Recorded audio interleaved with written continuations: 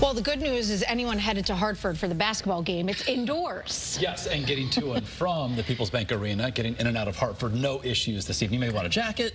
Temperatures going from the 50s into the 40s. But we continue, of course, monitoring very closely. Melissa, winds down to 145 miles an hour. At one point, they were considerably stronger. So down to a Category 4 now as it makes its way to the northeast at 8 miles an hour. So it's now going to be moving away from Jamaica, so some improvement for that island, then heading toward Cuba, then across the Caribbean, then eventually up toward Bermuda. The big picture here showing tracking, of course, well offshore from the east coast of the U.S. Here in Connecticut, looking live from Bradley Airport, 55 degrees. We've got a northeast wind at 13 miles an hour. A little bit cloudier from southeast Connecticut with our view here in Mystic, but we are dry.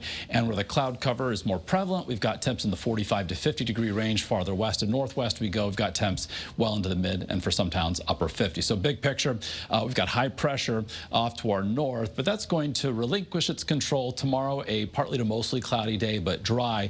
Our storm system that will bring some wet and windy weather to Connecticut, currently moving through the middle part of the country. The area of low pressure develops further and passes by to our west late Thursday into Thursday night. So for tonight, mostly cloudy, breezy, some upper 30s across the northwestern hill towns. Elsewhere in low 40s should do it for overnight lows, mid 40s along the 95 corridor. And you can see across the state tomorrow the absence of green indicating a dry day, but we will see a partly to mostly cloudy sky. Still a bit breezy as well. Temps tomorrow, given the increasing cloud cover, a little bit cooler than today, 50 to 55 inland, mid 50s along the 95 corridor.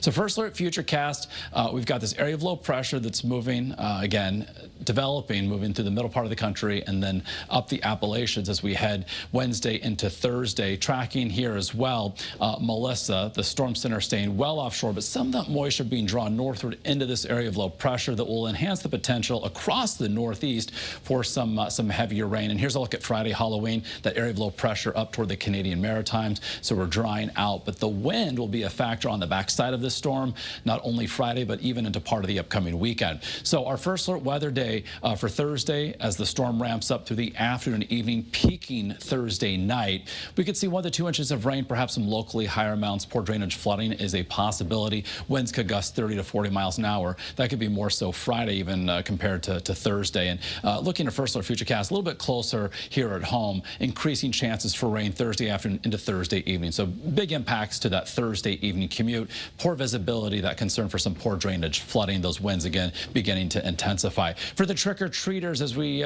make our way into Friday evening after sunset at 5:46, temperatures dropping to that 50 to 55 degree range, partly cloudy, but otherwise windy. Windy on Saturday, mid 50s. So if you're heading to Rensselaer Field in East Hartford for UConn's home game, you'll need a jacket. And then for Sunday, a brighter day, a calmer wind. And don't forget, this weekend daylight saving time ends, so we get that extra hour of sleep. So you set those clocks back before going to bed Saturday night. Also a good time to change the batteries in the smoke detectors. Monday, mostly sunny, and we're looking at Tuesday after the weekend for our next chance for perhaps some wet weather. All right, Mark, thank you.